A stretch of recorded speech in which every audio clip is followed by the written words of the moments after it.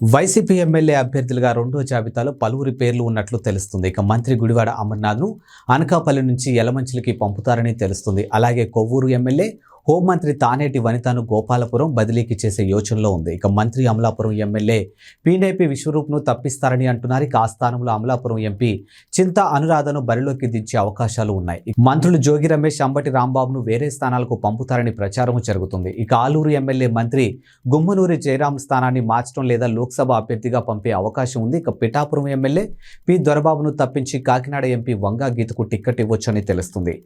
Darsi MLA Maddisetty వేణుగోపాల్ను Anantapur urban MLA Anantha Venkatarami Reddy లోక్సభకు పంపే అవకాశాలు ఉన్నాయి. ఇందుకోసం రేపటి నుంచి నియోజకవర్గంలో 5 గ్రామాలు లాంచ్ కోసం మొట్టమొదటిగా టేకప్ చేసి ఎమ్మెల్యేలు, ప్రజాప్రతినిధులు ఆయా గ్రామాలలో లాంచ్ చేసే కార్యక్రమాలు చేస్తారు. ఒకసారి లాంచ్ అయిపోయిన తర్వాత ప్రతి గడపకు, ప్రతి ఇంటికి కొత్త ఆరోగ్యశ్రీ కార్డు తీసుకొని పోవడం, ఆరోగ్యశ్రీ కార్డును వారికి ఇవ్వడం, ఇచ్చిన తర్వాత ఆ ఆరోగ్యశ్రీ సేవలు ఉచితంగా ఎలా పొందగలం అనే వివరాలన్నీ కూడా చెప్పడం, ఆ ఇంట్లో కనీసం ఒకరి ఫోన్లో అయినా ఆరోగ్యశ్రీ యాప్ను సైతం డౌన్లోడ్ చేయించడం, ఆ ఆరోగ్యశ్రీ యాప్ను రిజిస్ట్రేషన్ చేయించడం, ఇవన్నీ కూడా చేయించడం కోసం స్టార్ట్ అవుతా ఉంది. దీని తర్వాత ప్రతి వారం మండలానికి 4 గ్రామాల చొప్పున, ప్రతి వారం మండలంలో 4 గ్రామాల చొప్పున ప్రతి వారం లాంచ్ అవుతాయి.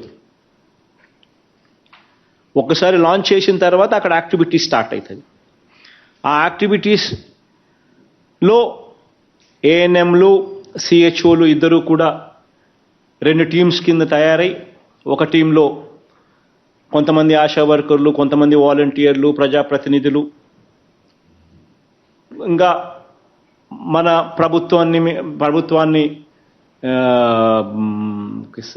మద్దతు తెలిపే వాళ్ళు, ఈ కార్యక్రమంలో పార్టిసిపేట్ చేయాలని అనుకునే వాళ్ళు, ఇటువంటి వాళ్ళందరూ కూడా ఒక టీం ఫామ్ అవుతారు.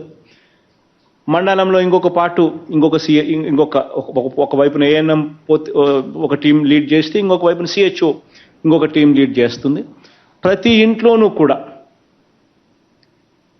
వాళ్ళు కూర్చొని ప్రతి ఇంట్లోనూ కూడా వాళ్ళ కుటుంబానికి ఆరోగ్యశ్రీ యాప్ను వాళ్ళ ఫోన్లో డౌన్లోడ్ చేయించడం, ఆరోగ్యశ్రీ సేవలు ఎలా పొందగలుగుతాం, ఆరోగ్యశ్రీ సేవలు ఎలా ఉపయోగపడతాయి, అప్పుల పాలు కాకుండా ఆరోగ్యశ్రీ సేవలు ఎలా అందుబాటులోకి తీసుకొని రాగలుగుతాం అనే వివరాలను సుదీర్ఘంగా ఎక్స్ప్లెయిన్ చేసి ఫోన్లో డౌన్లోడ్ చేయించి ఆరోగ్యశ్రీ యాప్ను తర్వాత నెక్స్ట్ కుటుంబానికి కూడా పోతారు.